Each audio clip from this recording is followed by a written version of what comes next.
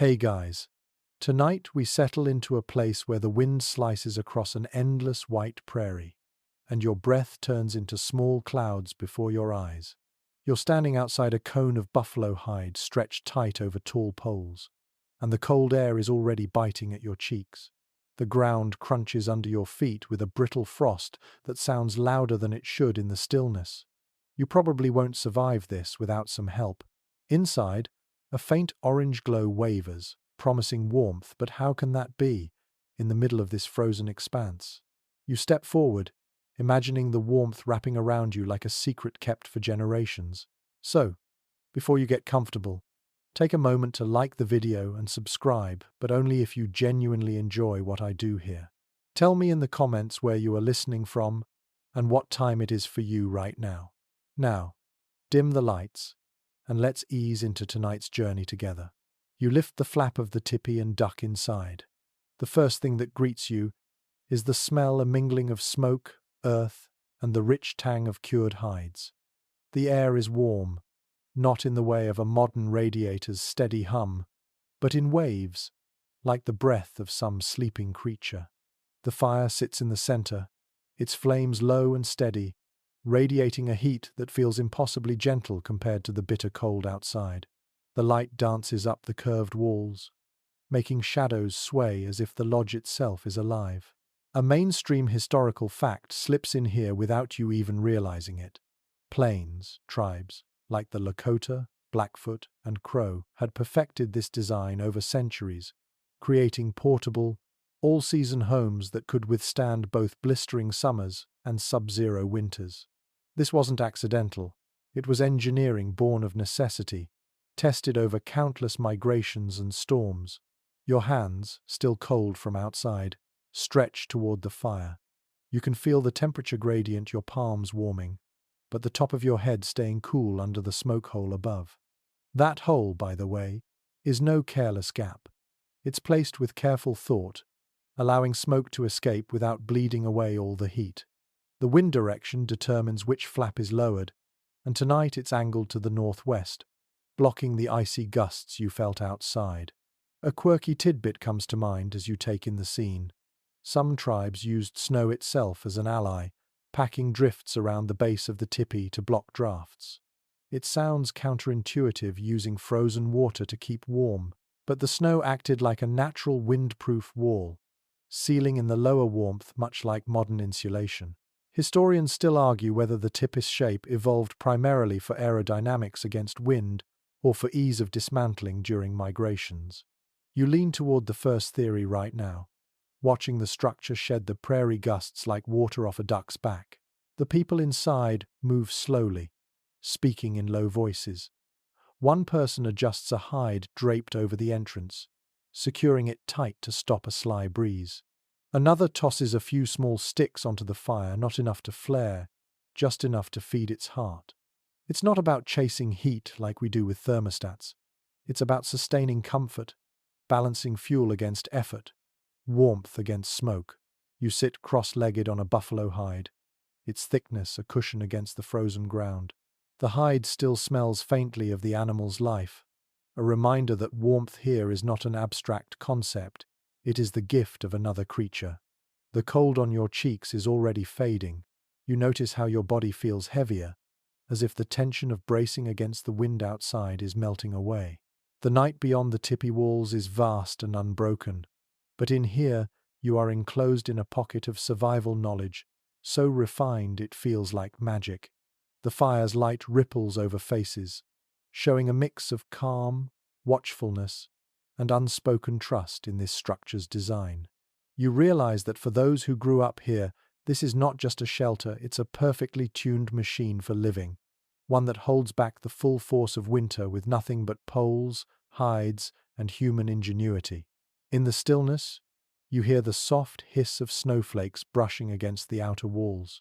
Somewhere outside, the wind moans over the prairie grass. But inside, you are warm enough to unfasten your mittens and lay them beside you. That, in itself, feels miraculous. You think about how you'd survive a night like this without these people, their craft, and their centuries-old methods. The answer is simple: you wouldn't. You run your fingers over the inner wall of the tipi, where the thick buffalo hides overlap. Each panel is heavy, dense with winter fur, stitched with sinew so tight you can barely see the seams. The hides are not just a barrier, they are the beating heart of the tipi's insulation.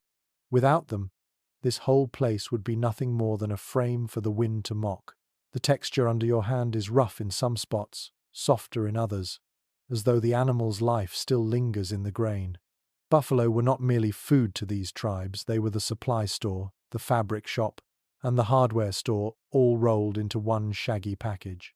One mainstream historical fact worth noting is that a single mature buffalo could yield enough hide for the covering of an entire small tipi, and its thickness made it ideal for keeping out winter's bite.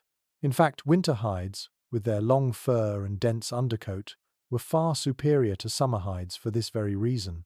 A gust rattles the entrance flap, and you feel the way the hides respond, not stiffly like a wooden wall, but flexibly, bending and shifting so the wind loses its bite before it ever reaches you.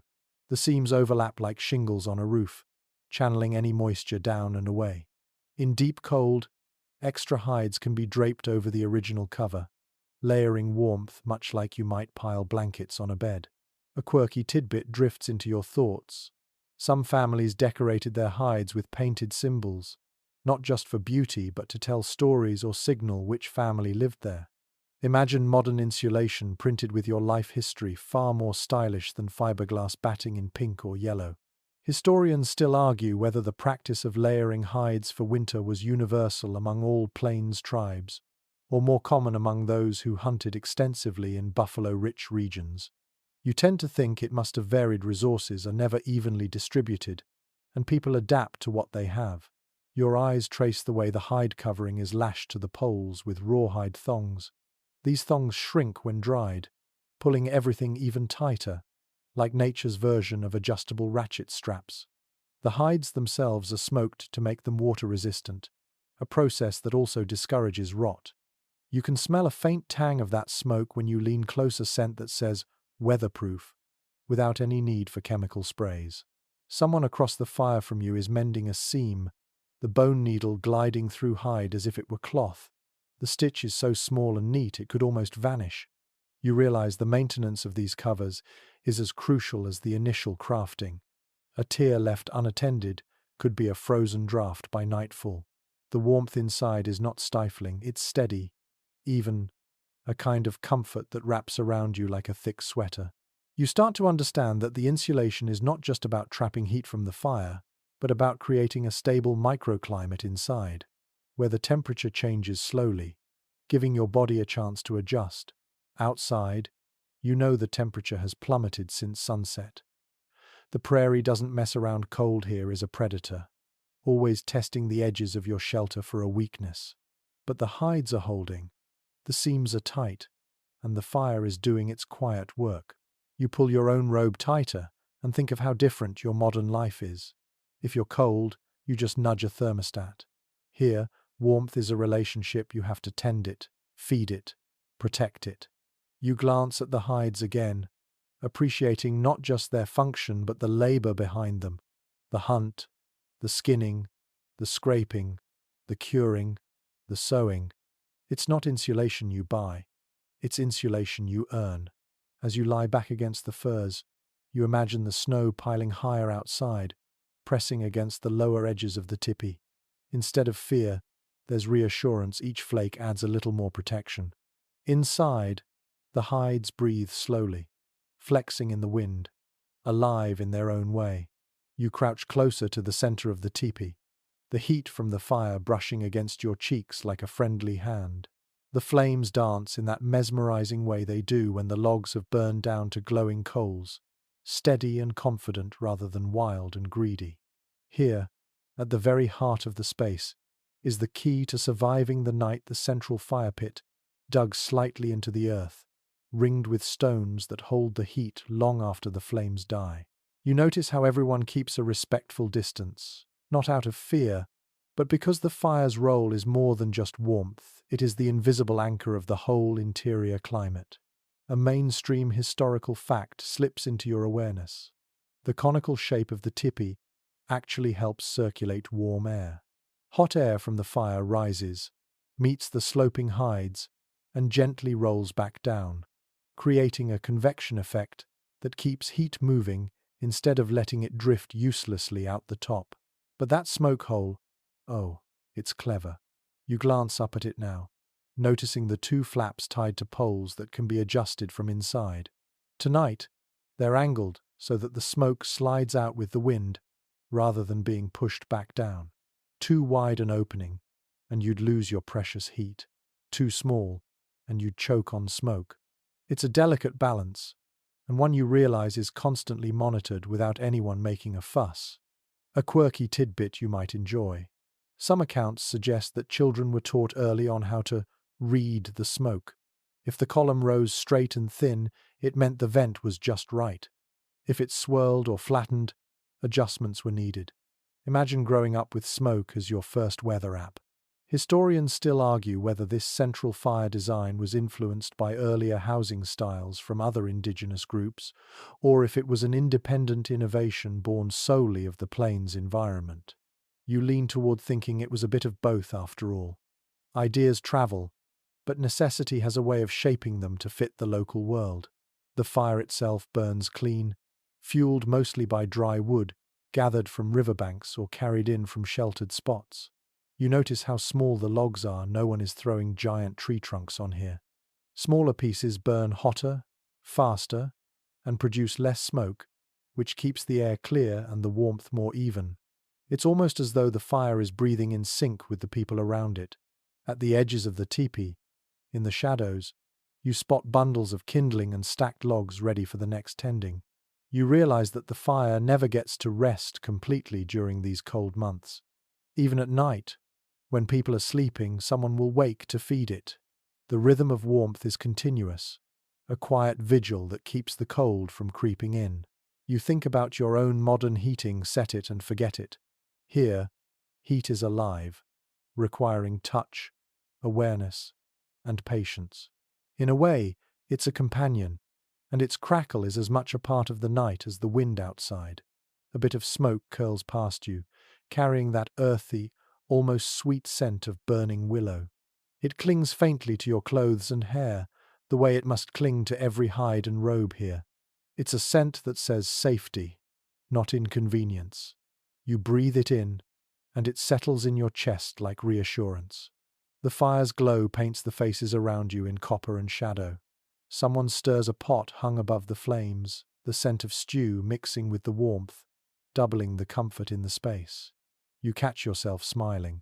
The cold is still out there, merciless and unchanging. But here in the circle of light, it feels like a different world entirely. You step outside for just a moment, curiosity pulling you toward the edge of camp.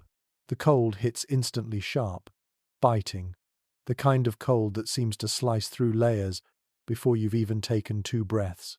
Your eyelashes catch tiny crystals of frost. Out here, you notice something you hadn't before. The tipis are not scattered randomly. They're nestled in a gentle hollow in the prairie, shielded on 2 sides by low rises and a stand of leafless cottonwoods. It's not an accident.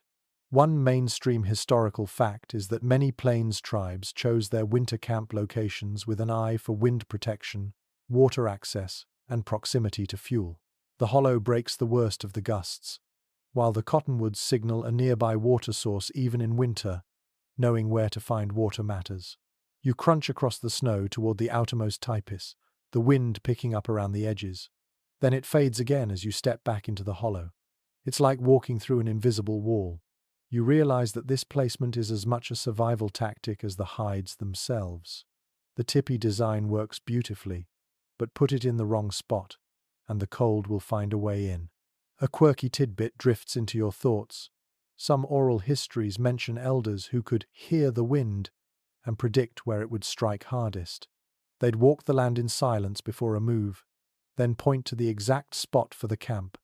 It wasn't guesswork, it was a kind of living meteorology, tuned to subtle shifts in air and sound. Historians still argue whether this site selection knowledge came from centuries of cumulative trial and error, or whether certain individuals specialized in it, like proto-weather scouts. You're inclined to believe it was both a collective memory sharpened by a few particularly gifted listeners. You look at how the tipis are arranged openings facing roughly east, away from the prevailing winter winds. The spacing leaves just enough room for walking paths, but keeps the structures close enough to share some windbreak effect. Even the outermost ones benefit from their neighbors' shelter. Returning toward the center of camp, you notice that some tipis are set against snowbanks deliberately shaped and patted smooth. Those snowbanks act as additional barriers, deflecting the wind upward and over the camp instead of letting it roar through. The hollow itself is quiet compared to the surrounding plain. Without the roar of wind in your ears, you hear other things.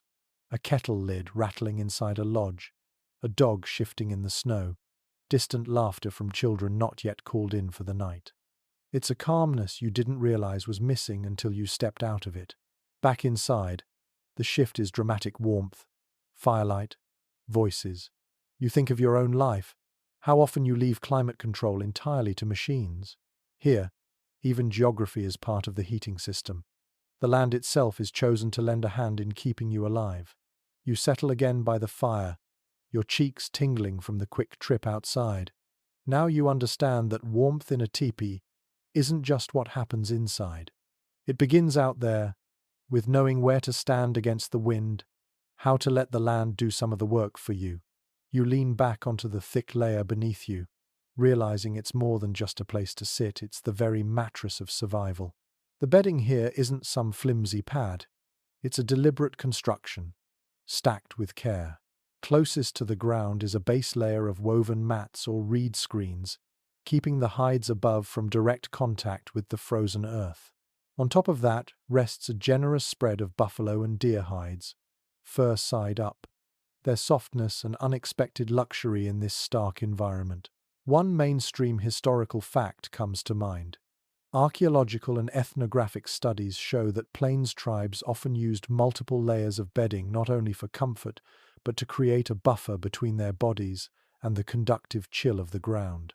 Heat escapes downward just as easily as upward, and without a proper base, even a roaring fire can't keep you warm through the night.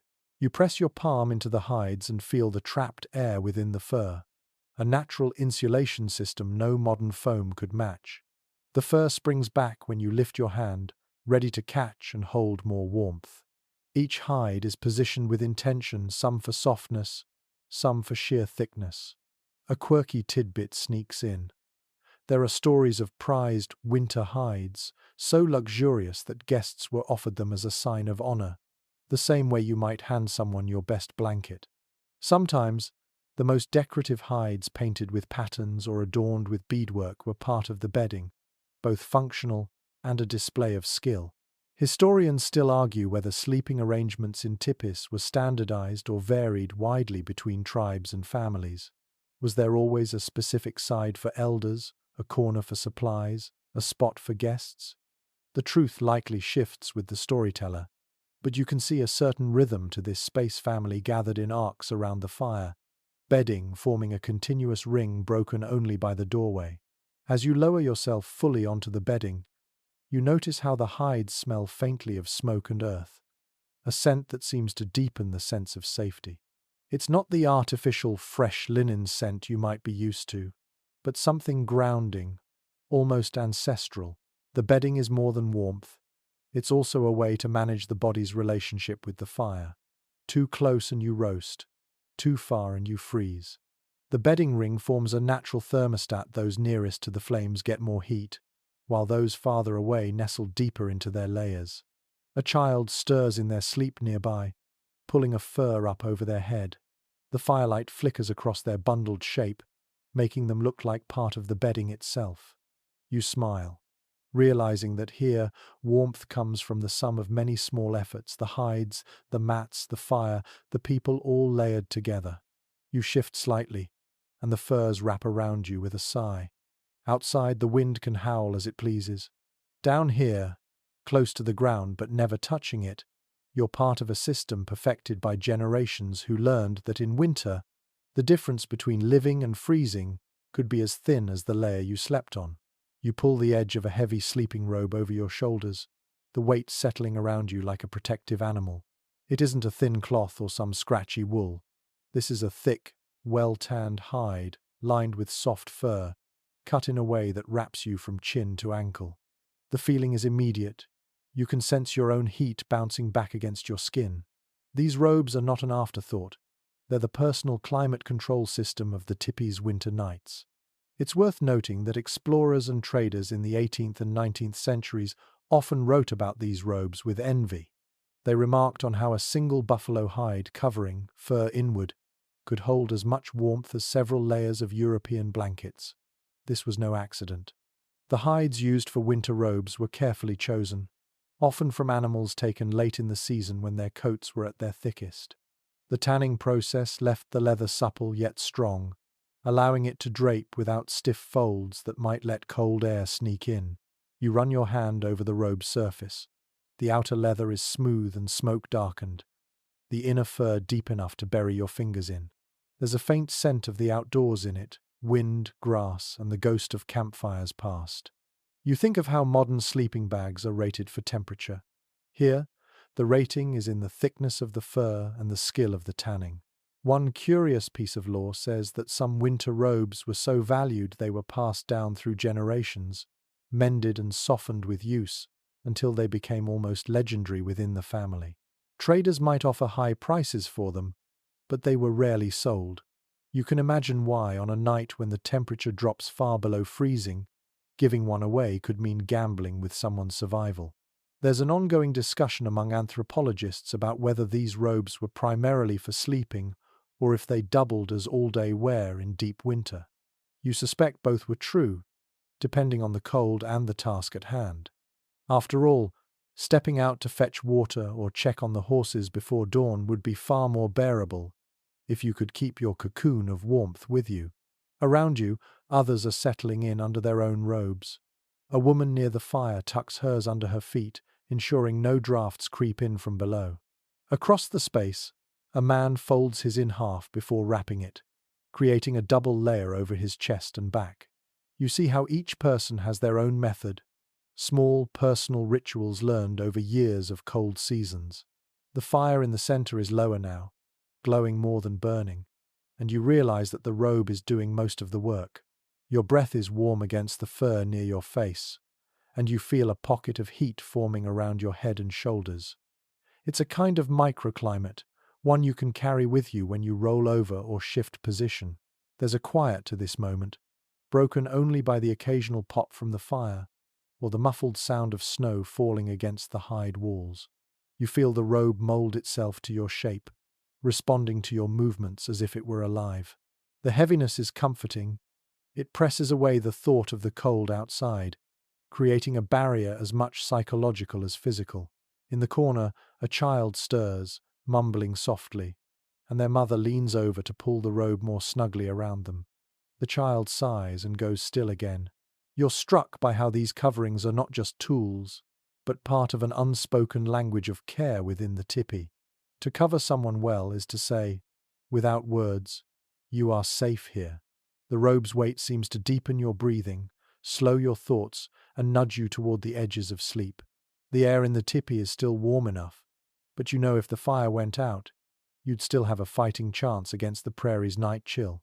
You close your eyes, letting the fur hold you in its quiet embrace, thinking of all the winters it has weathered before you.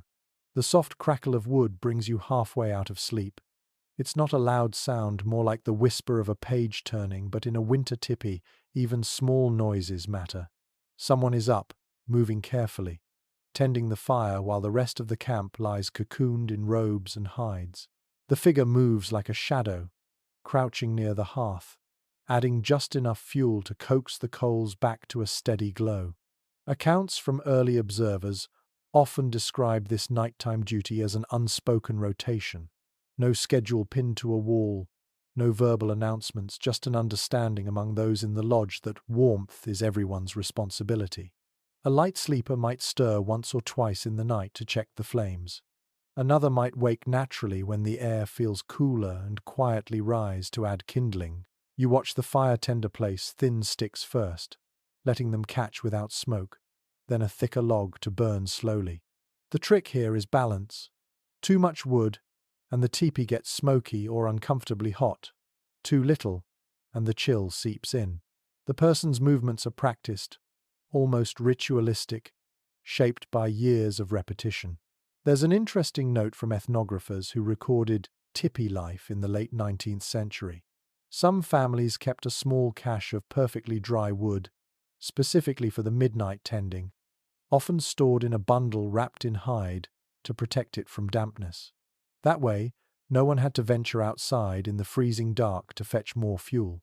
Specialists in indigenous architecture have debated whether the act of night fire tending was more about maintaining temperature or about preserving embers for the next morning. From where you're sitting, wrapped in your robe, it's clear both are true. A tipi that wakes to glowing embers can be warm again in minutes, without the struggle of rekindling from scratch. The firelight changes the whole mood of the space. Faces half hidden in furs take on a golden softness.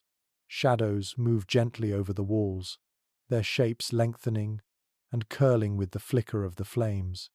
You can almost feel the room breathe, inhale with the heat, exhale with the cooling air. The fire tender sits back for a moment, holding their hands close, letting the warmth soak in before returning to their own place. The tipi settles again into quiet. Outside, the wind moves restlessly through the trees, but in here, the calm is deep and steady.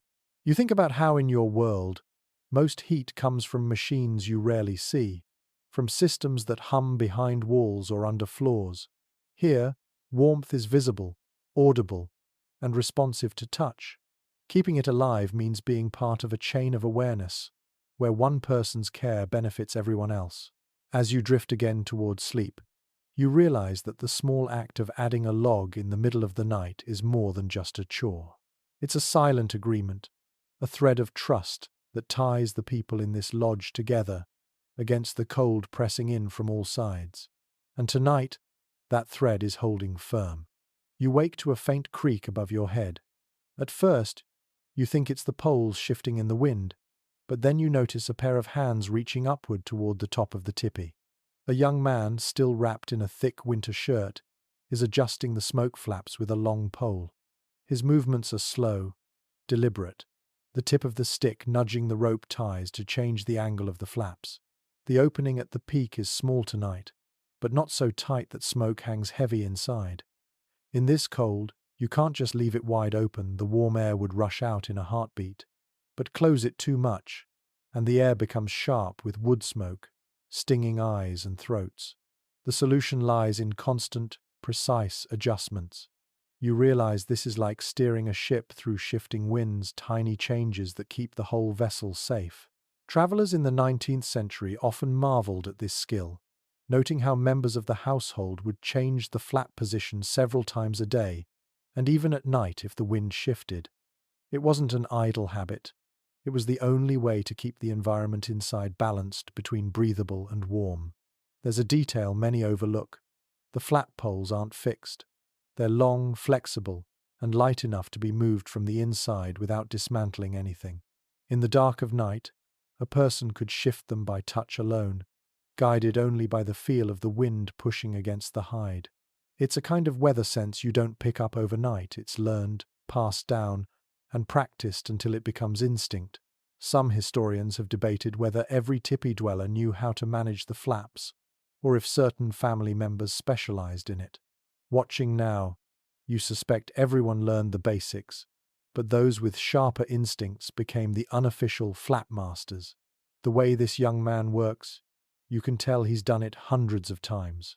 As the flap tilts just so, you notice an immediate change.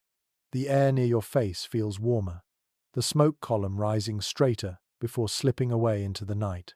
The adjustment is minor, but in a place where survival hangs on degrees of temperature, it matters. He lowers the pole and rests it against the wall, moving without a sound back to his bedding. Around you, the other sleepers haven't stirred. They trust the quiet work of someone who knows what they're doing. It's a trust you've begun to understand here. Warmth and safety are shared responsibilities, and everyone's comfort depends on the attentiveness of others. From outside, the wind's howl fades to a gentler murmur, blocked by the careful positioning of hides and flaps. You lie back down, pulling your robe tighter, feeling the difference in the air now that the vent is set perfectly. It's a reminder that in this world, there's no set and forget button for comfort. You adjust, adapt, and stay alert, even in the middle of the night.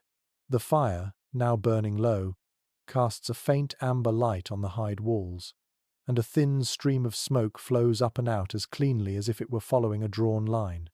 You realize that for centuries, this skill, something you might overlook, has been as vital as knowing how to light the fire in the first place.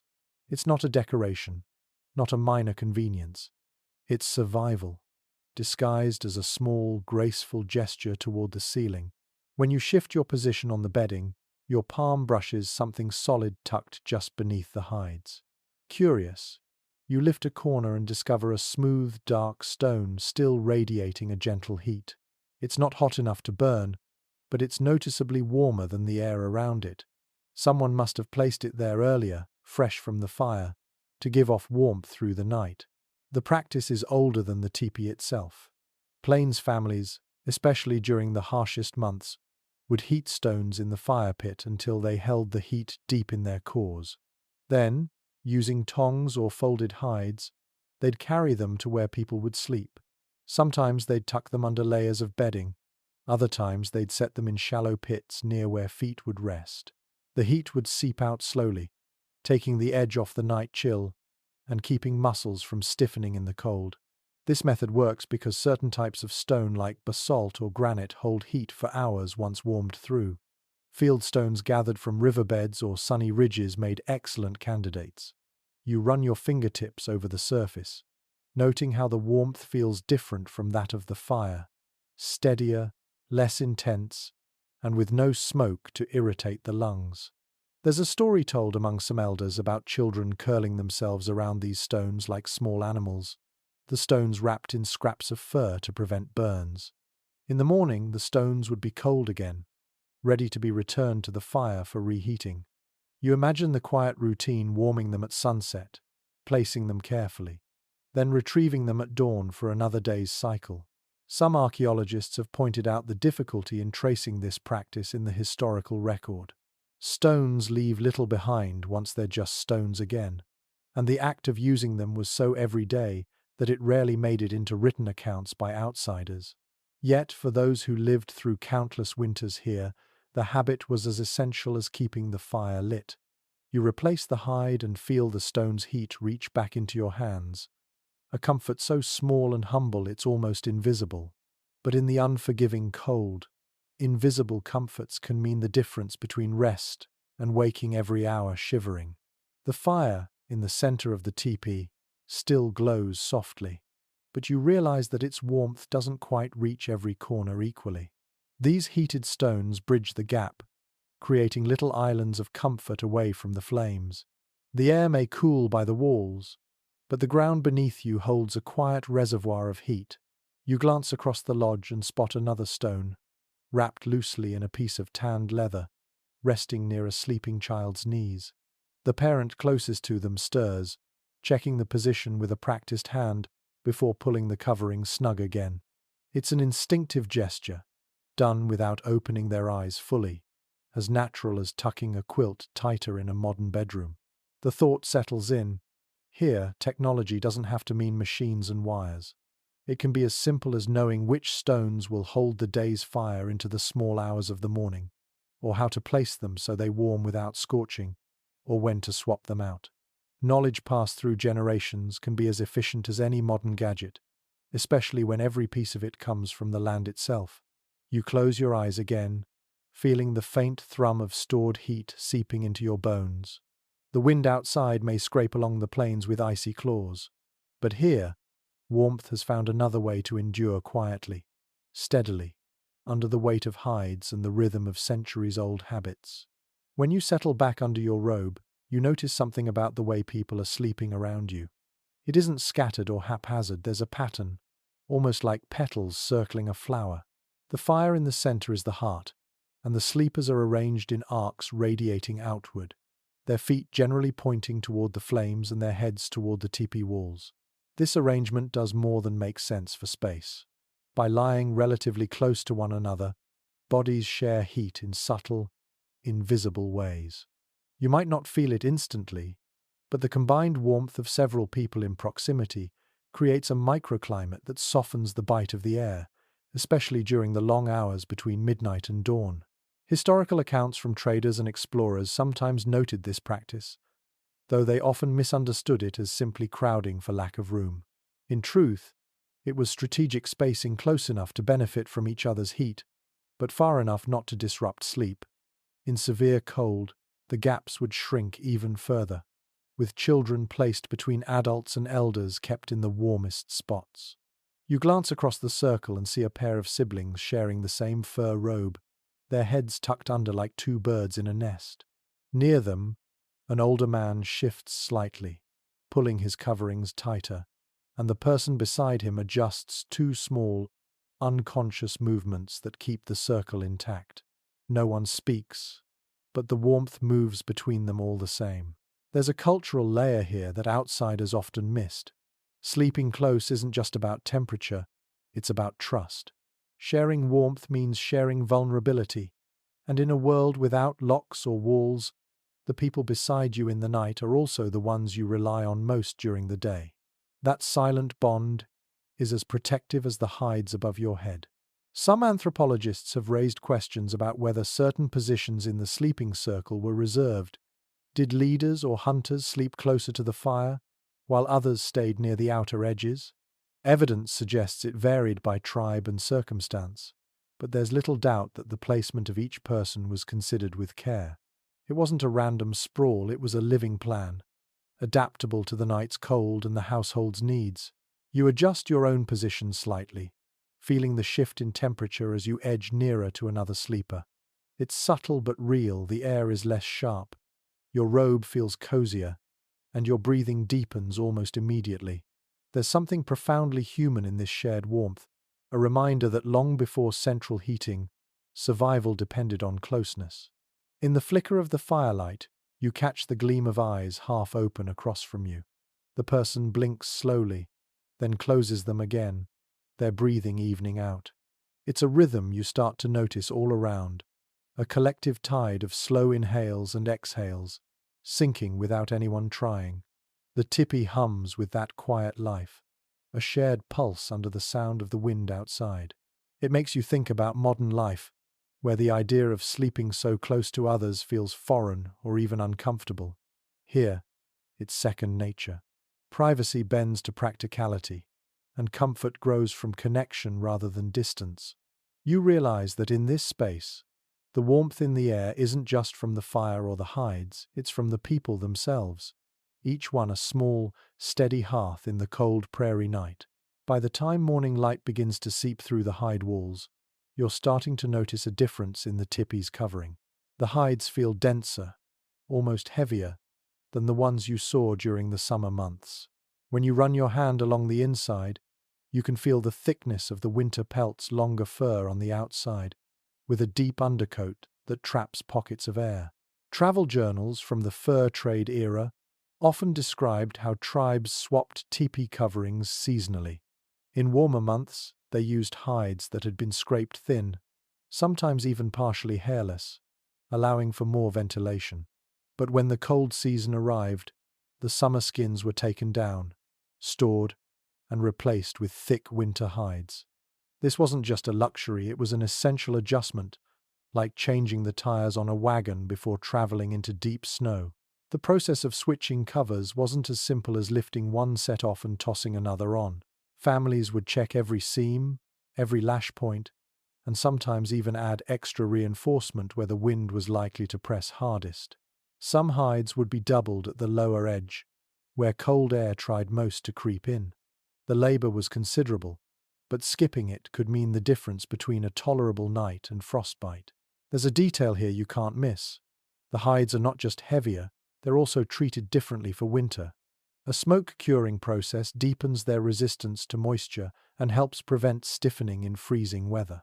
The smoke darkens the leather to a rich, earthy brown and leaves behind that distinct scent you've been breathing in since you arrived.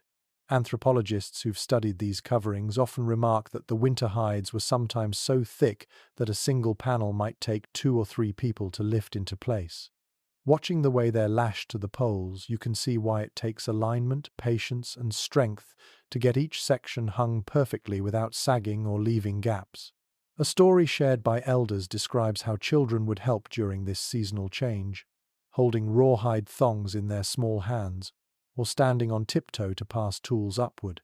It wasn't just a chore, it was a family event, one that signaled the turning of the year. The smell of fresh hides and wood smoke together meant winter was here, and the lodge would soon be ready for its longest test. The hides you're looking at now are clearly in their prime, thick, supple, with fur that still has a faint sheen in the firelight. They're as much armor as shelter, turning the Tipi into a warm capsule against the open prairie's merciless wind. You imagine the months of preparation that go into ensuring the right hides are ready, knowing they will spend the entire winter stretched over these poles. When the wind outside picks up, the winter hides respond with a muted drum-like sound. Low, solid, and reassuring. No sharp flapping, no rips at the seams. Just a quiet reminder that the lodge is holding steady, doing exactly what it was built to do. You settle back into your place by the fire, feeling the difference in the air. The winter hides not only block the wind, they also deepen the quiet. It's as though the world outside has been pushed several feet further away, giving everyone inside the gift of stillness along with warmth. Later in the day, after the fire has been fed and the morning chores are finished, you notice something unusual about where a few people are sitting. They're not on the floor at all, they're perched slightly higher, on what looks like a broad, low platform built from wood and packed earth, covered in hides. When you step closer, you can feel the difference in temperature immediately. The air just a foot or two above the frozen ground is noticeably warmer, and the cold that seeps upward from the earth doesn't touch your feet. Ethnographers who documented winter camp life often noted these raised sleeping and sitting areas, though they varied from one community to another. Some were simple, just a layer of brush or poles laid over stones. Others were more elaborate, with solid frames and multiple layers of insulation on top. The purpose was straightforward: stay off the ground, and you stay warmer. In sub-zero weather, the earth acts like a vast cold reservoir, draining heat from anything in direct contact with it. The platforms here appear to have been built into the inner circle of the tipi, keeping the sleepers close to the fire while giving them an elevated perch above the coldest air. They also make it easier to store belongings underneath bundles of wood, extra hides. Even baskets of food are tucked in the shadowed space below, where the air is cooler but still protected from freezing solid. There's a clever detail to the design. The hides covering the platform hang slightly over the edges, trapping air underneath and preventing drafts from curling upward. When you sit down, the surface feels firm but cushioned, and the furs hold the warmth from your body almost instantly. Some oral histories mention that older members of the household were given these raised spots first, both for warmth and ease. Getting up from the floor in cold weather can be stiff work, and the extra height made it less of a strain. Children sometimes slept there too, protected on all sides by adults who took the lower spaces. Archaeologists still discuss whether these raised beds were permanent features in every winter lodge or used only in the harshest stretches of the season. It's easy to imagine them being set up as soon as the snow settled deep and dismantled again in spring, when the cold no longer bit through the floor. From your spot on the platform, the tipi feels subtly different. You can see the fire more clearly without leaning forward, and the air at face level feels fresher than the thin layer just above the ground. You also notice how smoke drifts slightly upward from the fire pit before thinning toward the vent, something that might be more irritating if you were lying at floor level. Below your feet, someone reaches under the platform to pull out a small bundle of dried herbs, tossing a pinch into the fire for scent. The warmth from the coals reaches you even here, but the platform keeps the creeping chill of the earth at bay. It's not a luxury, it's another layer of survival strategy, one you wouldn't appreciate fully until you spent a night without it.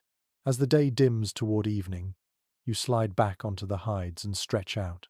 The elevation makes you feel oddly secure, as if the cold has to climb a little further to reach you, and tonight, that might make all the difference. By the time evening settles in, the tipi feels warmer than usual, and it takes you a moment to realize why. The fire is going as always, but the air carries an extra depth of heat and a savory smell.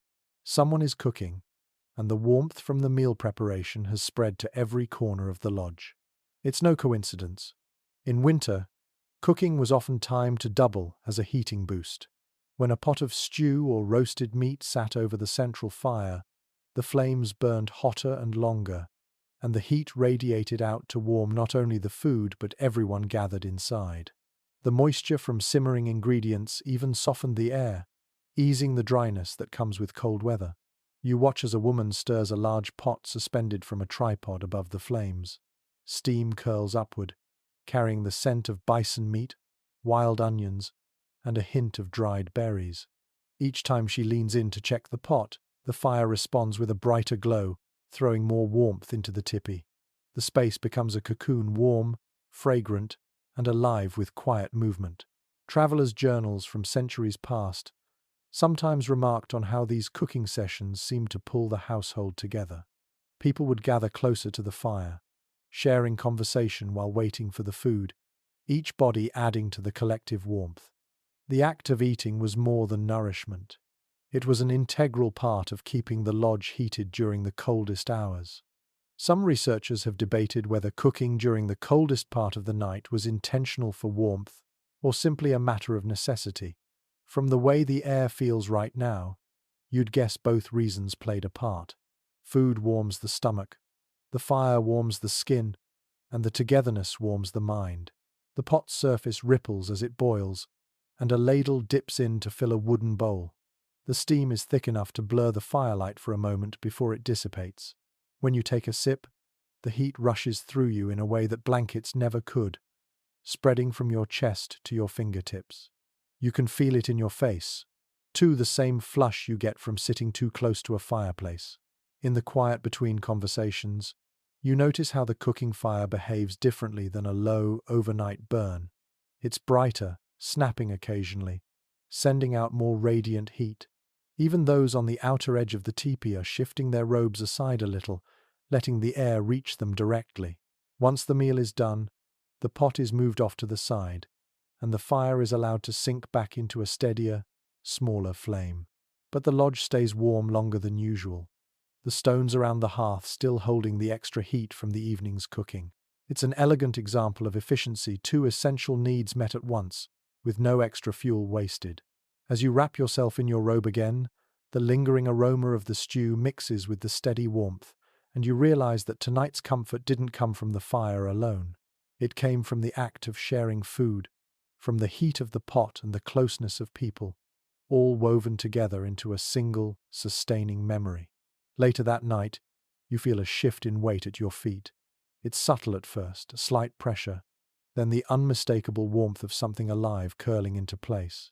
You glance down and catch sight of a dog settling itself across the end of your bedding, its fur thick and dusted with snowflakes that melt quickly in the tipi's heat. It exhales once, a deep, contented huff, and goes still. In winter, lodges across the plains, animals, especially dogs, were more than helpers or hunters. They were living heat sources. Their body warmth was reliable, renewable, and generously given without coaxing. Historical accounts describe families welcoming their dogs inside on the coldest nights, allowing them to sleep at the foot of the bedding or between layers of robes. Some even had favored spots, returning to the same place night after night as if claiming their own bed. This practice wasn't born out of sentimentality alone. A medium-sized dog can keep the temperature around its body several degrees warmer, which in the frigid hours before dawn could make a critical difference. You imagine this arrangement working both ways. The dog gains the benefit of the fire's heat, and you gain the cushion of its own. You shift your feet slightly under your robe and feel the warmth seep upward from where the animal lies. The dog stirs but doesn't move away, adjusting itself so its flank presses more firmly against your legs. The comfort is immediate, like someone placing a hot water bottle under the covers. Elders have spoken of how dogs often learned instinctively to choose the coldest nights for this closeness. They'd curl tighter, tuck noses under tails, and fit themselves into the crook of a sleeper's body without disturbing them. In return, they'd wake in the morning with frost-free fur, ready to work or guard the camp. Scholars of indigenous lifeways have occasionally debated whether the relationship with dogs in winter was primarily practical or also deeply symbolic. There's evidence for both. Dogs were seen as part of the household, sharing in the same warmth, food, and protection as humans. In return, they offered more than labor. They offered presence, a reminder that survival was a shared effort. You watch another dog pad quietly around the fire, circling twice before dropping down beside a child's bedding. The child shifts in their sleep, nestling closer. The dog stays alert for a moment, ears twitching toward the sound of wind at the door flap, before settling its head on its paws. The Tipi holds a deeper quiet when animals are part of it, their breathing folding into the rhythm of human breaths. The warmth they provide is subtle, not the rush of heat from a fire, but the steady, living kind that you notice only when it's gone. You let your own breathing match the dog's at your feet, the shared heat easing you further into rest. Out beyond the hides, the prairie night stretches cold and unbroken. But here, under layers of fur, some living, some long-tanned, you're part of a circle of warmth that doesn't end with people alone. By the next afternoon, you notice something unusual outside the lodge, an extra wall of hides and brush standing a short distance from the tipi. At first glance, it looks like a second shelter, but when you step out to inspect, you realize it's not for living in at all. It's a windbreak, positioned just far enough away to catch the prevailing gusts before they ever reach the tipi's own walls. Winter wind on the plains doesn't just chill, it scours. It slides through gaps, pushes at seams, and steals heat with relentless persistence. By creating an outer barrier, the people here give the tipi a calmer pocket of air to exist in, reducing the strain on its own covering. This means less draft through the lower edges and a more stable interior temperature. Accounts from 19th century observers sometimes mention these secondary structures, though they often underestimated their importance. They weren't always elaborate, sometimes just a row of stacked brush, driftwood, or snow-packed walls, but the effect was profound. Even a partial block could mean the difference between a cozy night and one spent fighting constant cold air creeping in. The windbreak in front of you has been built with care. The base is a low mound of snow, patted hard and smooth to resist erosion. Against it, layers of willow branches are woven together, then reinforced with hide panels that have seen too many seasons to serve as tipi walls but still hold against the wind. The whole thing curves slightly, echoing the arc of the tipi behind it, so gusts are funneled away instead of trapped. There's a practical rhythm to how this would have been set up. First, the camp is placed in a naturally sheltered spot like the hollow you've already seen. Then, for extra insurance against a bitter season, these man-made windbreaks are added to Tipis most exposed to gusts. It's a layered defense, with the land, the barrier, and the lodge itself all working together. Some elders say that in heavy storms, snow would be deliberately piled higher against these outer walls, making them even more efficient. Others recall temporary windbreaks thrown together from saddle blankets or dismantled sled frames when the weather turned suddenly. Flexibility mattered just as much as durability. You step behind the barrier and feel the immediate difference. Wind noise drops, your hair stops whipping across your face, and the air feels less biting. Standing between it and the tipi feels like being in a quiet hallway compared to the open plain. From an anthropological point of view, these structures also reveal how nothing went to waste. Worn hides, broken poles, and leftover brush were never discarded if they could be reassembled into something useful. In a winter camp, every resource found a second or third life before it was truly done. As you step back inside the lodge, you notice how the entrance flap barely stirs despite the wind you heard moments ago. The barrier outside is holding, letting the people inside enjoy a steadier, more even heat. It's one more example of how survival here isn't a single solution. It's a whole web of them, woven together until even the wind itself loses some of its teeth.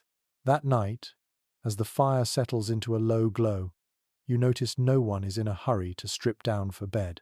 Instead, people are loosening belts, shrugging off only their outermost layers, and then pulling their sleeping robes right over the clothes they've worn all day. It's a layering strategy, one that keeps heat where it matters and avoids exposing skin to the cold air inside, even if the lodge is warmer than outside. For winter living on the plains, layers were not just about daytime travel, they extended into the night. Cotton and wool were rare in earlier times, so people relied on buckskin shirts, leggings, and robes made from animal hides. Each layer had a purpose. The innermost absorbed moisture and kept skin dry. The middle layers trapped air, creating insulation. The outer robe or hide held the warmth in, acting like the walls of the tipi in miniature. Travel writers occasionally express surprise that people here didn't change into a separate, sleeping outfit. But when you think about it, removing warm clothing in sub-zero conditions even for a few minutes would be a recipe for a dangerous chill. By sleeping in layers, the warmth built up through the day is carried straight into the night. You shift under your own coverings and feel the difference. The robe over your layered clothing creates a snug, almost sealed environment, and your own body heat builds up quickly. There's no shock of cold on bare skin, no rush of icy air slipping into the folds. Stories from elders sometimes describe how winter clothing was adapted for sleeping leggings, loosened for comfort, shirts untied at the neck to make breathing easier, but otherwise left in place.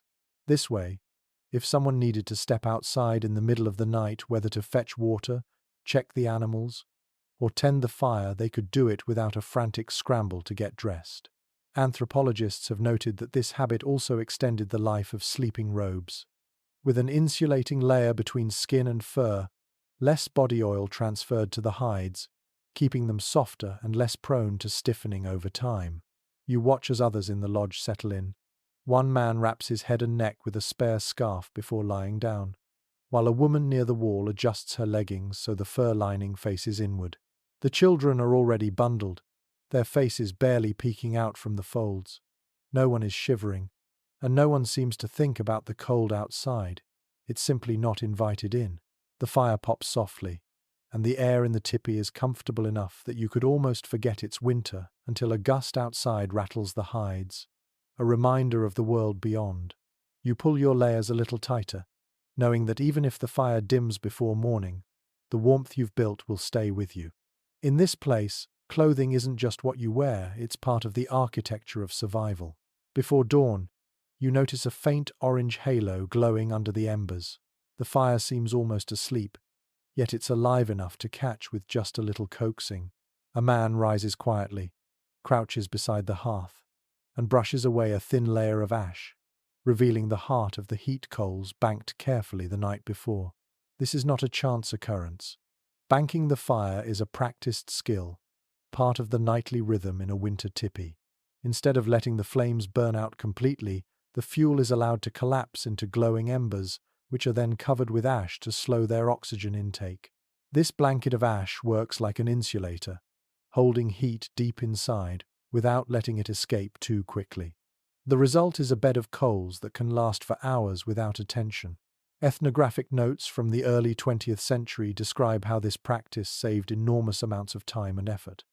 Without banked embers, starting a new fire on a frigid morning meant venturing outside to gather kindling, striking sparks, and blowing on them until flames caught a process that could be slow and miserable when your fingers were numb.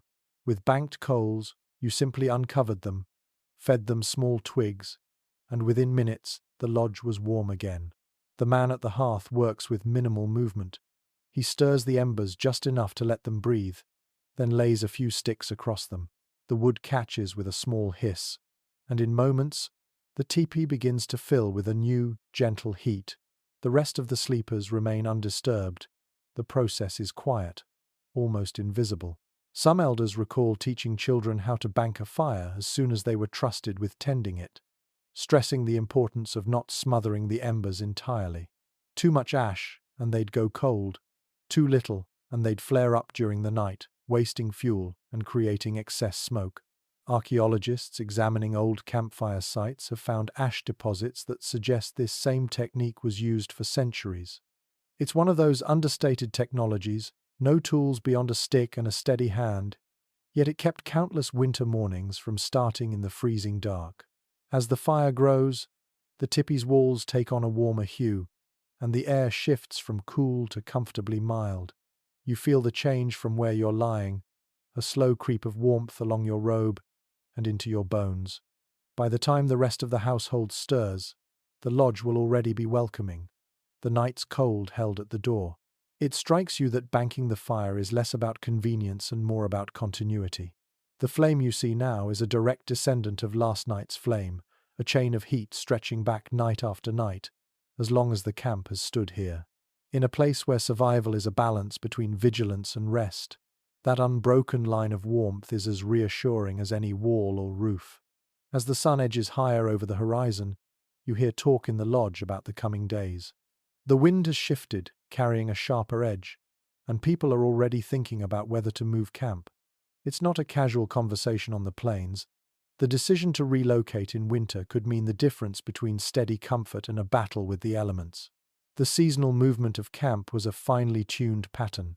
Winter sites were often chosen in sheltered river valleys or wooded draws, where the land itself provided windbreaks and easy access to fuel. But if the weather turned or the game moved, the entire village could shift to a new site, even in deep snow. This wasn't just wanderlust, it was part of the survival plan, a response to both climate and resources. You picture the process described in oral histories: poles and hides carefully dismantled, bundled, and loaded onto sleds or travois pulled by horses or dogs.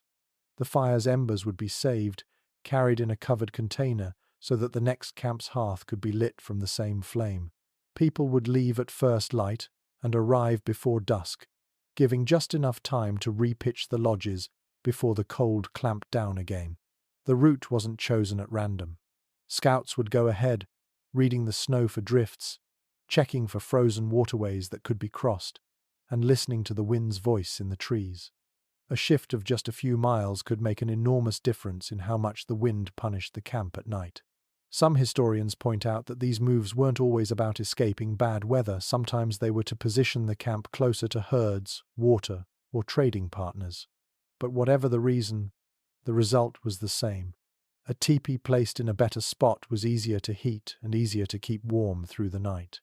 In the tipi now, you hear one man mention a stand of evergreens. He saw a day's ride away, their dense branches heavy with snow. The way he says it, you can tell he's thinking about both fuel and shelter. Another woman wonders aloud about a bend in the river that might block the north wind. No one speaks in terms of if, only when.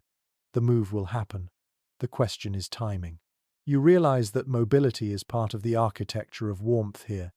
The tipi isn't just insulated, it's portable by design. A house that can chase better conditions when staying put no longer makes sense. It's a reminder that survival isn't about building walls thick enough to endure anything. It's about knowing when and how to change your surroundings. Later, as the wind presses harder against the hides, you think about how modern life has dulled that instinct. Most people today are bound to fixed walls, enduring bad weather where they are. Here, the walls themselves are ready to walk if the land stops offering protection. It's a flexibility that turns the entire prairie into a potential hearth. As the pale morning light filters through the smoke-darkened hides, the tipi hums with low conversation. The fire has been refreshed, sending up thin ribbons of smoke that slip neatly through the vent above. But the talk isn't about breakfast or chores. It's about the wind. It came from the northwest last night, biting harder than before. And even now you can hear it combing the prairie grass outside with a hiss that rises and falls like breath. That change in direction is enough to set minds turning toward the possibility of moving camp. Out here, the decision to relocate in winter is never taken lightly, but it is always on the table. It's not simply about comfort, it's about stacking the odds in favor of survival. Winter lodges, for all their efficiency, rely on more than just design, they depend on location. If the wind starts tunneling into the camp, if the game herds shift too far, if firewood grows scarce, the people move. In the warmth of the lodge, you listen as the conversation weaves through practicalities. An older man recalls a winter decades ago when they stayed too long in one valley, and a sudden freeze turned the river into a slab of ice so thick they couldn't break through for water. Another voice speaks of a time they moved just 2 miles into a more sheltered stand of cottonwoods, and the difference in the night's warmth was like stepping from winter into early spring. The seasonal cycle here is deliberate. In the late fall, camps often settle in places shielded by hills, trees, or riverbanks, where the prevailing winds are broken before they reach the lodges. The water is close, and so is the wood supply. But these spots aren't permanent fortresses, they're way stations. If storms grind too hard from the same direction for too many days, or if hunting parties return empty-handed more than once, the order to move can come swiftly. You picture the process as described in countless oral histories. Before first light, people stripping the lodge of its hides, folding them into thick bundles, tying each with rawhide thongs. The long poles are gathered into neat stacks, some lashed together into a frame for the travois, those triangular sleds pulled by horses or dogs. Bedding and supplies are packed in a way that keeps them accessible, for no one wants to unroll everything at night only to repack at dawn. The fire itself is never left behind entirely. From beneath its ashes, the hottest embers are wrapped in thick, dampened bark or tucked into a container, lined with ashes and carried along. This is more than convenience, it's a form of continuity. Lighting the new camp's fire from the old is like linking one hearth to another, maintaining an unbroken chain of warmth across the landscape. Moving a camp in winter is as much about reading the land as it is about endurance. Scouts travel ahead, scanning for signs, snowdrifts banked too high for the horses, frozen streams that could either be crossed easily or crack dangerously under weight, and, most importantly, the patterns of the wind. Sometimes they press their ears to the trunks of trees to listen for the hum of air in the branches, a sound that tells them which valleys will be quieter, which slopes will be punishing. There's a strategic element too. Proximity to game is a constant consideration. If the herds have shifted south, the camp may follow, even if it means giving up a snug hollow for a more exposed spot. Shelter is important, but so is food, and hunger will undo warmth faster than any draft. Inside the lodge, the discussion keeps its easy rhythm, but there's an undercurrent of readiness. One woman mentions a cluster of evergreens she saw beyond a low ridge, where the snow lies deep but undisturbed. Another suggests a bend in the river that might turn the northwest wind. The responses are thoughtful, not hurried. This isn't panic, but preparation. Some anthropologists have pointed out that mobility was built into every part of life here, right down to the architecture. The Tipi's conical frame isn't just stable, it's quick to assemble and disassemble. Every pole, every thong, every hide is part of a system meant to move when the land says move. Staying in one place too long, especially in winter, runs counter to the very logic of the design. You imagine the shift itself. A file of horses and dogs pulling loads across the white expanse, the old camp melting back into the prairie behind them, leaving only faint impressions in the snow. By dusk, the poles are rising again in a new hollow, hides stretched tight, smoke curling up into a new patch of sky. The same bedding is unrolled, the same robes drawn up around shoulders, but the air feels different, less punishing, more still. It dawns on you that warmth here is not just about what happens inside the walls of a lodge, it's about knowing when those walls need to be somewhere else entirely. Adaptation is as much a heat source as the fire, and mobility is the wick that keeps it burning. In a fixed house, you hunker down and endure. In a tipi, you listen to the wind, read the snow, and let the whole home walk toward better odds. By the time the move is decided, the sky has shifted into the heavy grey that warns of more snow. Out beyond the circle of Tipis, you notice how drifts have already gathered against the windbreaks and at the base of the lodges. At first, you think of them as a nuisance, barriers you'd have to dig away, but then you remember something you heard earlier in the season. Snow, when used wisely, can keep a lodge warmer. It's a truth that feels counterintuitive. How can frozen water protect against freezing air? But the snow's structure traps air within its crystals, creating a barrier much like the fur on a hide or the fibers in a wool blanket. In the right conditions, that layer of packed snow along the lower walls of the teepee works as an insulator, sealing the gap between ground and hide where drafts most often sneak in.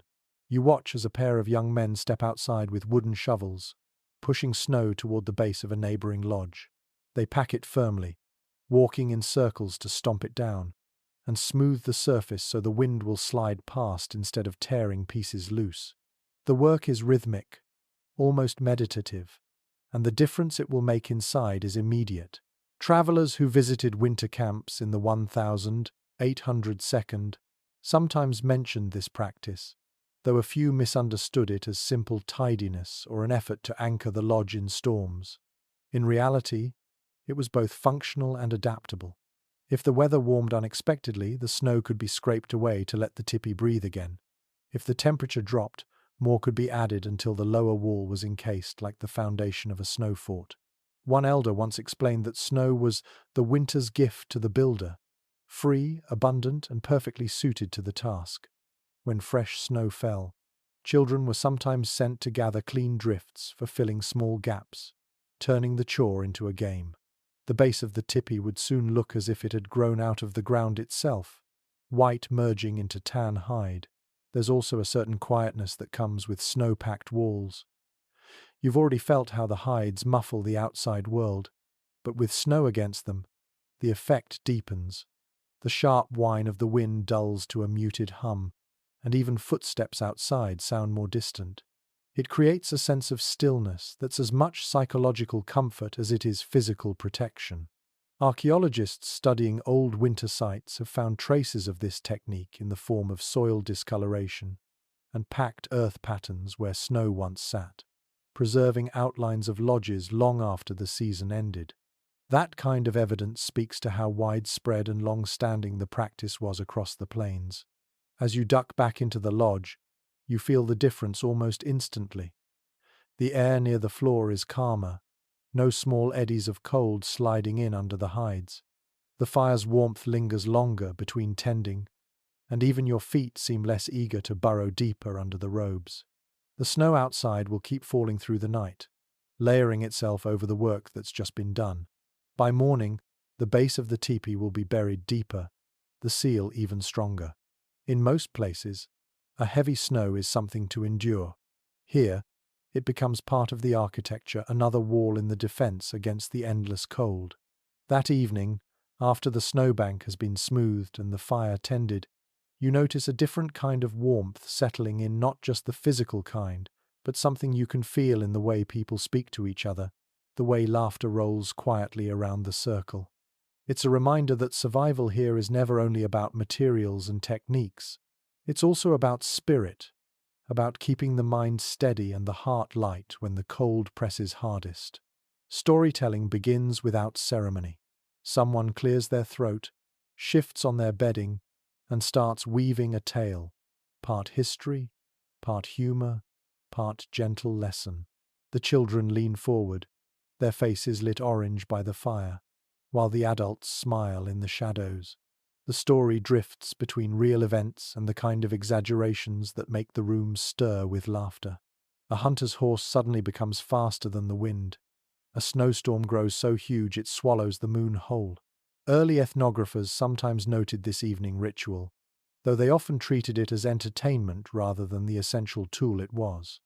A good story could warm the mood, distract from hunger, and carry the mind away from the relentless sound of the wind outside. In a space where the physical cold was always a threat, keeping morale high was as important as sealing the smoke hole or banking the fire. You realize how this works in practice. When laughter passes around the lodge, shoulders relax, people shift closer without thinking, and the whole circle feels a little tighter. That closeness alone adds to the shared warmth, the kind you can't measure with a thermometer. Some elders say winter was when the mind grew sharpest, because with less work to do outside, more time was spent learning, remembering, and imagining. Children would hear the same stories dozens of times, and each telling was a thread in the larger fabric of who they were. The tales carried instructions how to read a snowdrift, how to follow a herd without leaving tracks, but they also carried encouragement, reminding everyone that storms end, seasons turn, and warmth always returns. Anthropologists have debated how much of this winter storytelling was meant for children and how much for the adults. Sitting here now, you see that it doesn't matter. Everyone listens. Everyone laughs at the same punchlines and feels the same small lift when a hero in the story finds their way home through the snow. Outside, the wind continues to push against the Tipi walls, but its voice is distant, muffled by hides, snow, and the ripple of conversation. Inside, the air feels almost festive. A pot of tea passes from hand to hand. Someone unwraps a bundle of dried berries to share. Even the dogs near the doorway seem to settle deeper into their spots, lulled by the rhythm of human voices. It strikes you that this atmosphere isn't accidental. The warmth of spirit is cultivated here, as carefully as the fire itself. A teepee in winter is more than a shelter. It's a place where stories knit people together until they're as much a source of heat as the coals in the hearth. And tonight, that warmth is enough to push the cold entirely out of your mind. By morning, the air inside the lodge carries a faint scent of frost from where the door flap was lifted during the early chores. Outside, the wind is still restless, but the tipi holds steady. You're reminded again that its most remarkable feature isn't just warmth, it's mobility. This is a house designed to move with its people, to fold itself into bundles and travel when the land demands it. You watch as a few men step outside to check the poles. They tilt their heads back, scanning the bindings where the long lodge poles cross high above. Even after days of strong wind, nothing has loosened. The poles themselves are chosen for both strength and flexibility, usually lodgepole pine or similar, long enough to form the frame without bending under the hide's weight. The fact that these same poles can be lifted, stacked, and hauled to a new site is part of what makes the teepee so well suited to this land. Accounts from early military scouts and traders noted, sometimes with grudging respect, how quickly an entire village could vanish from one place and reappear in another.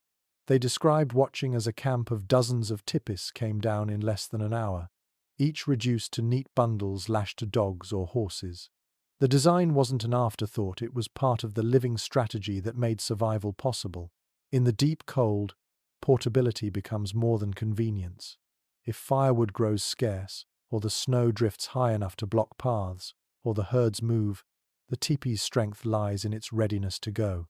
Staying put when resources run out means losing the battle with the season. Moving means staying ahead of it. Some elders tell stories about how a family could pack its home so efficiently that every piece had its place. Hides folded into the center to protect them, poles aligned in order of length, lashings coiled and ready. Children help too, rolling up bedding and tucking smaller items into the folds of the hides. This wasn't chaos, it was a choreographed dance, honed by practice until the camp could transform itself in a morning. Scholars who study indigenous architecture have pointed out that this mobility is a kind of freedom unknown to most settled dwellers. Your shelter is not a fixed thing, it's a partner that follows you, adapting to new wind patterns, new food sources, new dangers. It's a system where architecture and lifestyle are inseparable. Sitting here now, you imagine how that would feel in your own life. If the weather turned against you, you wouldn't be stuck in walls that trap the cold along with you. Instead, you could take your shelter with you, finding a new hollow in the land where the wind passes more gently and the cold doesn't bite so deep. The thought is strangely comforting. A teepee in winter isn't just about staying warm where you are, it's about knowing that warmth can be pursued, that the hearth can travel. In a world where the elements hold such power, that ability might be the most important survival skill of all. Later in the day, you notice a quiet flow of movement between lodges. People slip in and out with bundles in their arms, extra hides, small sacks of dried meat, and even armfuls of firewood. At first, it seems like routine visiting, but then you realize what's happening. Families are pooling resources to help those who might not have enough to get through the next stretch of weather. In a winter camp, generosity isn't a gesture, it's infrastructure. The survival of one lodge is tied to the well-being of all. If a fire goes cold in one tipi, or if someone runs low on wood, the chill can spread in more ways than one. Cold makes people ill. Illness slows work. and soon the weight of the season becomes heavier for everyone. Sharing hides, fuel, and food is a form of insurance against that spiral. Historical accounts often missed the scale of this cooperation. Visitors saw the exchange of goods, but didn't always grasp that these weren't trades in the marketplace sense. They were acts woven into the fabric of daily life. A thick buffalo robe moved from one family to another when a newborn arrived. A bundle of kindling was dropped discreetly by a neighbor's entrance when they'd been sick for days. No debts, no ledgers, just the understanding that the gesture would be returned, whether tomorrow or years from now. There are stories told around winter fires of times when the entire camp shifted their sleeping arrangements to make space for a struggling household, moving people closer together in the warmest tipis and layering every available hide over them until the danger passed. In those moments, distinctions between my home and yours blurred. Some anthropologists have pointed out that this mutual aid extended beyond physical goods. Skills were shared too. A man adept at adjusting smoke flaps might make the rounds to check them all before a storm, while an experienced fire tender might bank embers for a neighbor who was away on a hunt. Even small tasks, multiplied across a camp, could mean the difference between enduring a cold snap and suffering through it. As you sit near the fire, a woman enters carrying a folded hide. She places it on the ground beside the hearth, explaining softly that it's for another lodge where a child has been coughing at night. Within minutes, 2 more people arrive, with offerings, dried berries, strips of smoked meat, each item set aside for the same household. No one makes a speech about it. No one seems to think it unusual. You realize that this network of quiet exchanges is as important as the hides overhead or the fire between you. Warmth here isn't just the product of fur and flame, it's a collective effort, sustained by people who understand that in the face of the prairie's winter, no one stands alone. Outside, the wind sharpens again, tapping at the hides as if to remind you that it's still waiting. Inside, the act of sharing creates a warmth that feels deeper than heat alone. It's a warmth of connection, of knowing that if your own fire ever burned low, someone would be at your door before the cold could take hold. That night, as the fire dims to a steady bed of coals, you notice one of the women in the lodge cradling a bundle far larger than you'd expect for a child. She lays it down beside her bedding and unwraps it to reveal an intricate arrangement of hides, furs, and soft cloth. Inside, a small boy sleeps so deeply you can barely see his breath moving the fur near his mouth. He's wrapped like a treasure, layer upon layer, until not a single wisp of cold air could possibly reach him. Caring for children in winter here is a science as much as it is an act of love. The layers closest to the skin are soft and breathable, often made from tanned deer hide or other supple materials that keep moisture away. Over that comes fur, rabbit, beaver, or the plush underside of buffalo hides, pulled snug without being tight. Then there's the outer layer, thick enough to shield from any stray draft.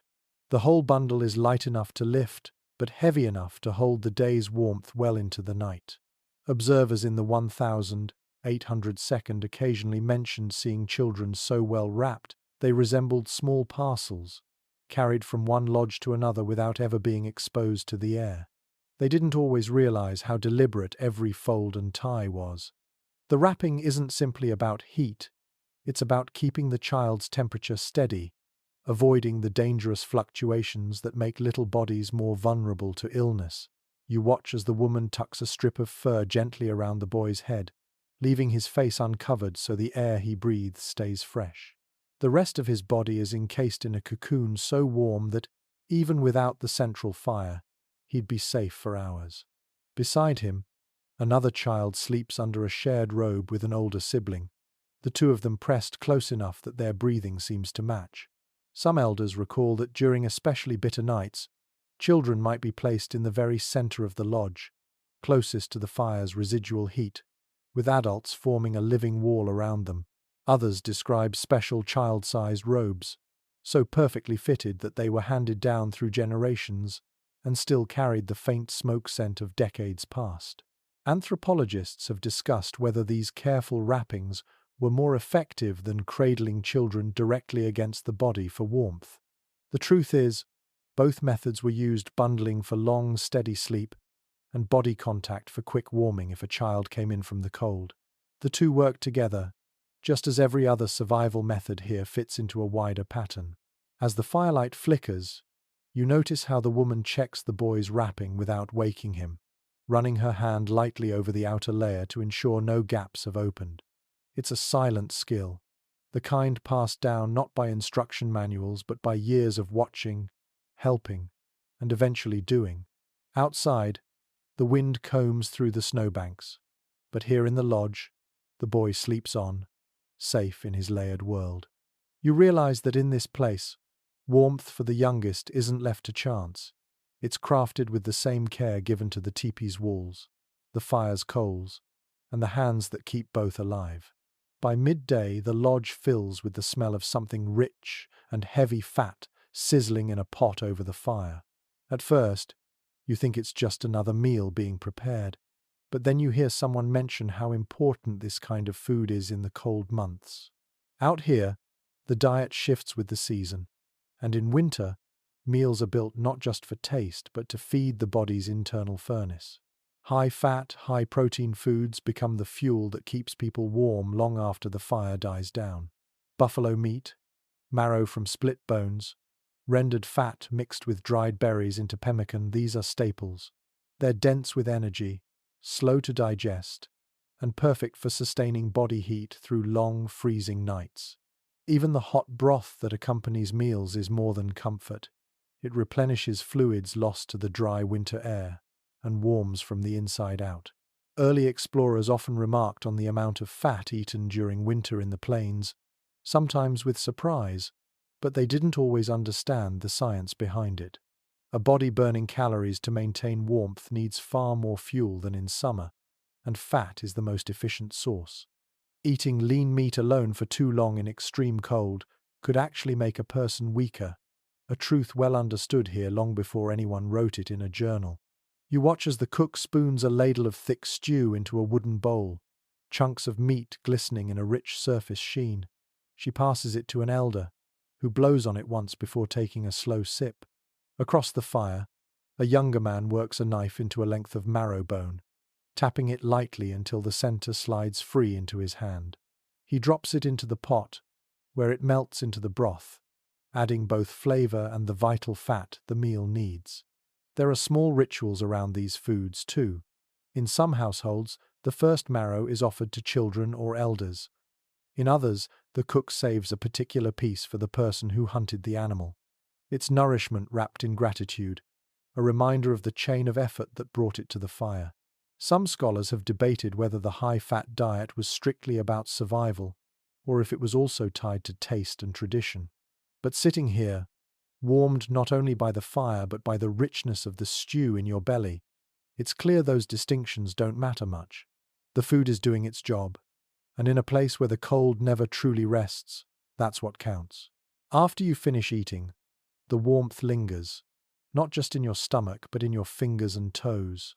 The robe around your shoulders feels heavier in a good way, the air in the lodge softer and more forgiving. You realize this isn't just about staying alive, it's about living in a way that makes the long winter not just bearable, but strong. The next time you step outside, the air is so cold it bites the inside of your nose, but something else catches your attention. A faint, sweet, smoky scent clinging to the tipi walls. You run your fingers along the outer hide and realize it's been treated. The surface is darker than untreated leather, and the smell reminds you of the hearth inside. This isn't just the residue of living around a fire. It's the result of a deliberate process that makes the hide both more durable and more resistant to the hazards of an open flame. Smoke curing the hides does more than add a rich, earthy color. The process infuses the leather with compounds that slow moisture absorption, help repel insects, and most importantly, reduce the risk of embers burning holes straight through. The hides are suspended over a low, smoldering fire, often fueled by specific woods or grasses chosen for the character of their smoke, and left there long enough for the vapors to work deep into the fibers. When done right, The result is a covering that lasts far longer and resists stiffening in freezing weather. Traders' journals from the 19th century sometimes describe these smoke-treating sessions in winter camps, noting how whole families would take part. One person tended the smoke pit, another adjusted the hides to ensure even exposure, and others worked rawhide thongs through grommets to keep the panels from warping. In colder months, this work was sometimes done inside a larger lodge or under temporary shelters to keep the process steady despite wind or snow. You can imagine why this mattered. In deep winter, a spark popping from the central fire and landing on a dry, untreated hide could mean disaster. But with smoke-cured hides, the ember might leave only a faint mark rather than a growing hole. Over time, the hides also developed a kind of weatherproof skin, better able to shrug off melting snow or light rain that might otherwise freeze hard in place. Some historians have discussed whether the curing was purely practical or if it also carried ceremonial meaning, especially when certain plants or aromatic woods were used to create the smoke. There are stories from elders about using sage or sweetgrass not only for their preservative qualities but to imbue the lodge with a protective spirit. In that light, the treatment becomes both shield and blessing. Back inside, you look up at the sloping walls and realize that every inch of that surface has been handled, inspected, and cared for by someone in the camp. The hides are not inert. They're living parts of the lodge's history, each bearing the memory of hunts, hands, and winters past. You press your palm lightly to the wall and feel the faint give beneath it, the warmth it keeps in, and the wind it keeps out. The scent lingers on your skin after you pull your hand away, a reminder that in this place, even the smell of the air is part of the shelter. That smoke is not just from today's fire, it's woven into the very fabric of the home, as much a part of the tipi as the poles that hold it up. Night falls under a pale, full moon, and while the lodge settles into its quiet rhythm, you catch the soft crunch of footsteps outside. A moment later, the door flap lifts and a man slips in, brushing snow from his shoulders. He's one of the night watchers, a role as much about warmth as it is about security. In winter camps, the night was never left entirely unattended. Someone was always awake, moving between lodges, keeping an eye on the firelight that should be visible through the smoke hole, listening for changes in the wind, and watching for any signs of trouble. These rounds weren't done in stiff, military precision, but in a calm, steady circuit, with each watcher carrying their own set of small duties. He kneels by the fire without a word, adding a few sticks and coaxing the embers into livelier flames. The heat begins to spread again, the tipi breathing more easily. In the corner, a dog raises its head, ears twitching toward the entrance. The man gives it a small pat before moving to the next lodge, where another family will wake to a warmer hearth in the morning. Early accounts from fur traders often mention these watchers, though they tended to focus on their role as guards against raids or wild animals. What those accounts didn't always note is how important they were to maintaining the camp's warmth. A fire left too low for too long could let the interior temperature drop enough to wake the whole family, or worse, to let the cold creep into bedding where children slept. Some elders recall that on especially cold nights, watchers would pause longer at each lodge, using the quiet time to adjust a flap, check that a snowbank was still tight against the wall, or even add a piece of wood to a fire if someone inside was ill or very old. The act wasn't announced or expected, but it was valued deeply. There's ongoing discussion among historians about whether these night rounds were an assigned duty or simply a shared habit among light sleepers and early risers. The truth is likely a mixture, some nights planned, others spontaneous. What matters is that the work got done, and the cold was kept at bay by eyes and hands that refused to rest all at once. You think about how in most modern homes the temperature stays steady while the people sleep, the machinery running silently without human touch. Here, warmth is a living thing that must be looked after, even in the hours when dreams are deepest. The watchers are its guardians, tending not just to fires but to the invisible thread of safety that ties the whole camp together. The man's steps fade into the snow again, swallowed by the stillness outside. You can picture him moving through the silvered shapes of the other lodges, his breath pluming in the cold, his shadow gliding across the drifts. By the time he circles back, the fires will be steady, the wind guards firm, and the camp will still be sleeping, unaware of the quiet vigilance that has kept the cold from finding its way in. By the next afternoon, the wind has eased, and with it comes a lull in the constant battle against the cold. Inside the lodge, the atmosphere shifts, still purposeful, but with space for something slower. An elder begins to speak, not in the hurried cadence of giving instructions, but in the measured tone of teaching. The topic is winter itself, how to live with it, how to read it, and how to think about it as more than just an enemy. In many winter camps, these moments were as important as the physical work of keeping warm. Knowledge was passed down in the still hours, not through formal lectures, but in the kind of storytelling that feels like conversation. The elder speaks of how the wind can be read by its sound, how a high, thin whistle means cold will deepen by nightfall, while a low, steady hum suggests the weather will hold. He describes the way ice forms on different plants, and what it tells you about the air's moisture.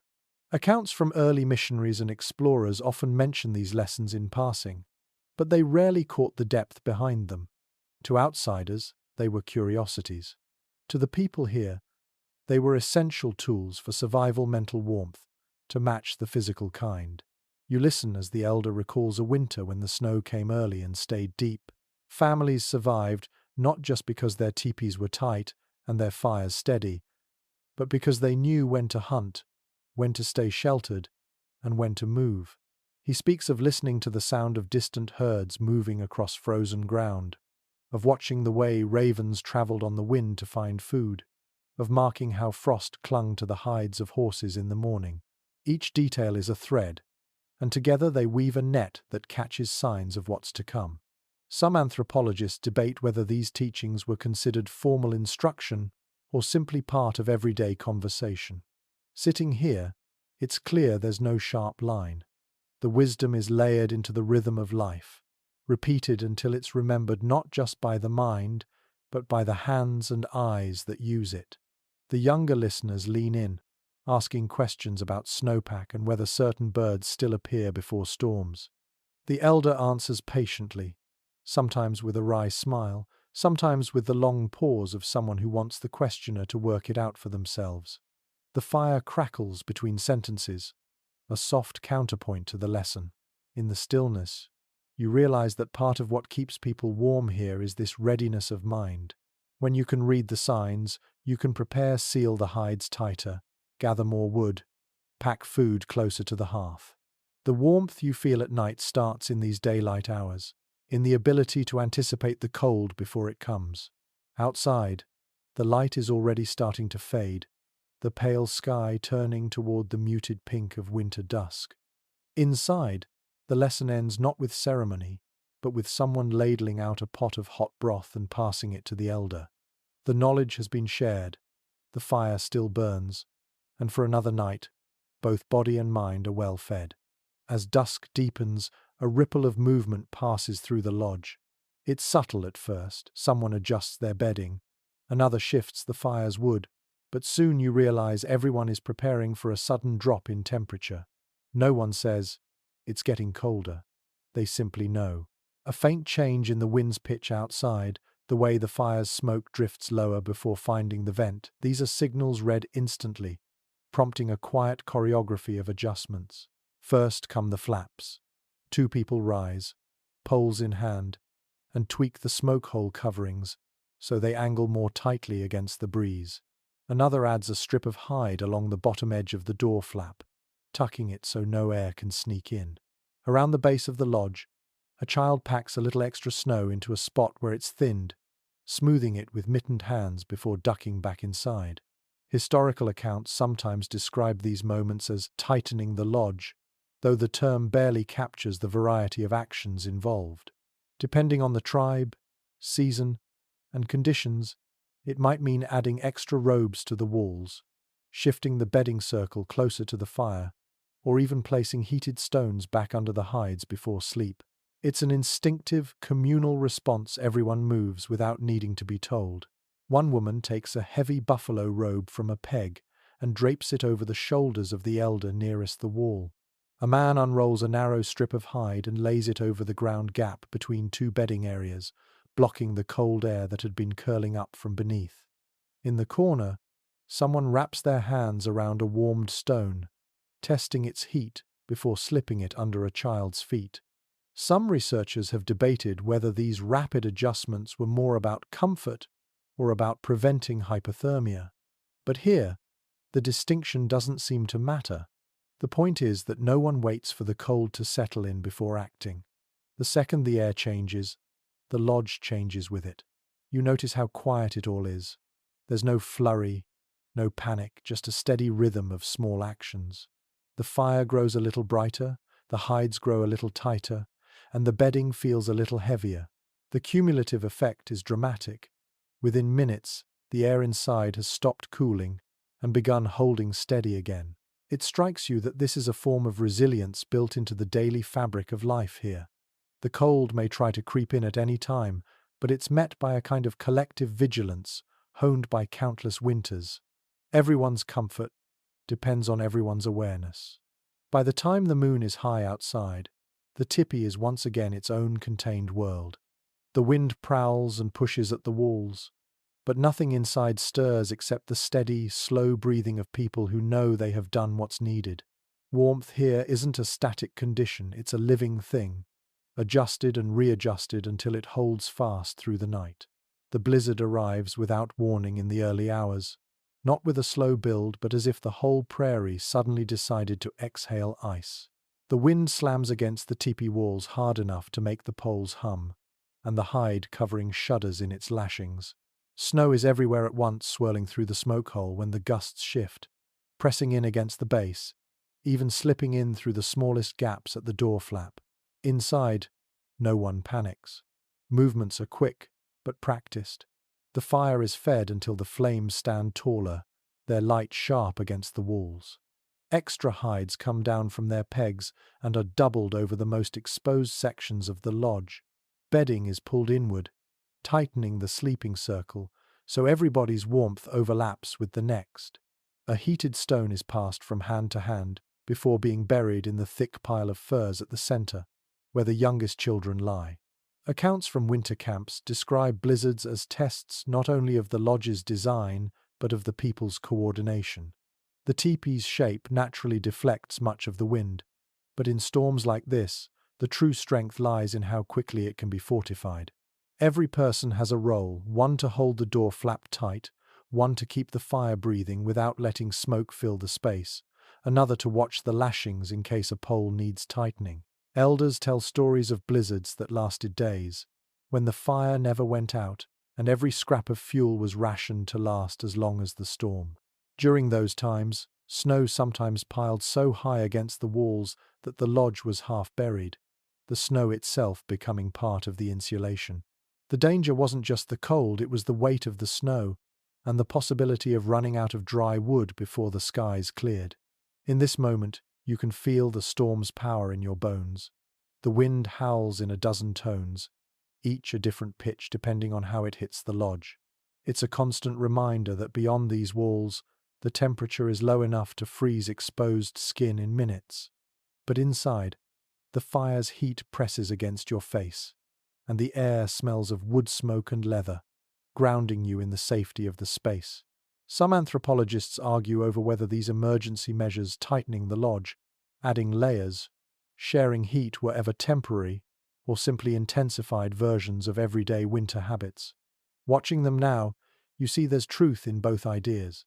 The skills used tonight are the same ones used every day, only sharper, faster, more deliberate when the stakes rise.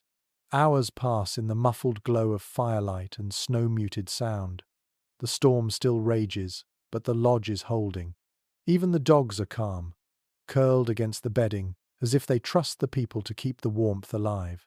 And they're right to trust. Nothing here is left to chance. Every hide, every ember, every small adjustment is part of a web of actions that turns the teepee from a shelter into a fortress against the cold. By the second morning after the storm, the wind has lost its teeth. The teepee is half buried in drifts, its lower walls hidden beneath a smooth, glittering slope of snow. When the door flap is lifted, pale light floods in, along with a rush of air so still it feels almost heavy. The blizzard's roar has been replaced by the deep quiet that follows a snowfall, a silence broken only by the soft creak of packed snow settling. Inside, the fire burns low but steady, the air warmer than you expect after 2 days of siege. The snowbank that swallowed the lower walls has acted as an extra skin, holding in heat and muffling every sound. People move slowly, stretching limbs that have grown used to close quarters. The storm has passed, but the camp is in no hurry to spill back into the open. Winter still waits beyond the drifts, patient as ever. In the soft light, you notice something almost invisible, the calm on people's faces. They've done this before. They know that storms come and go, that preparedness is not a burden but a rhythm. They know that each night's warmth was built from dozens of small acts, banking coals, tightening lashings, passing a heated stone into a child's bedding, adjusting the smoke flaps by feel in the dark. Oral histories speak of winter survival not as a single skill, but as a legacy, a chain of knowledge handed from one generation to the next. The lodge you're sitting in holds not just the hides and poles of this season, but the memory of countless winters endured and overcome. Every crease in the hide, every patch in the lashings, is a record of storms weathered and lessons learned. Some researchers suggest that this accumulated experience, passed quietly in the daily work of living, is as important as the teepee's design itself. Without it, even the best-built lodge could fail. With it, even a modest one could keep its people safe. Sitting here, you understand why. The structure is only the frame. The true shelter is the knowledge woven into every choice, every movement, every shared task. When the door flap lifts again, the light is brighter, and a few voices call out from beyond the snowbank. The camp will soon dig paths, gather fresh wood, check on the animals. Life will resume its outward rhythm, but the inward rhythm, the vigilance, the adaptability, the constant tending of warmth will remain. You realize that surviving a winter here isn't about conquering the cold. It's about living alongside it, shaping your habits and your shelter until even the harshest nights become part of a cycle you know by heart. And in that understanding lies the deepest warmth of all. Now that the storm has eased and the camp breathes again, imagine the fire's glow softening until it's only a warm memory in the air. The hides above you no longer strain against the wind, but curve gently, holding in the last of the night's comfort. Outside, the snow lies unbroken, its surface catching the pale gold of a sun that's just beginning to climb. You let yourself sink deeper into the bedding, the furs molding around your shape, the scent of smoke and hide wrapping you in something older than words. The air is still cool enough to remind you it's winter, but it no longer bites, it rests against your skin like a steady hand. Around you, people move with the slow grace that comes when there's no urgency, only the day's simple tasks ahead. Somewhere nearby, the low murmur of voices rises and falls, carrying no hint of strain. Even the dogs, curled near the door, seem content to let the morning pass without haste. You close your eyes and feel the weight of the seasons settle in a way that no longer feels heavy. The cold is still out there, yes, but it's no longer a threat pressing at the door. It's part of the world, and so are you. You've learned how to hold your place against it, not by force, but by balance, heat and hide, ember and story, watchfulness and rest. In this quiet, you can almost hear the rhythm of it, the deep pulse of winter life in the lodge. And as the last tendrils of sleep curl at the edges of your mind, you know that this warmth, this shared, enduring warmth will carry you through every night until spring returns.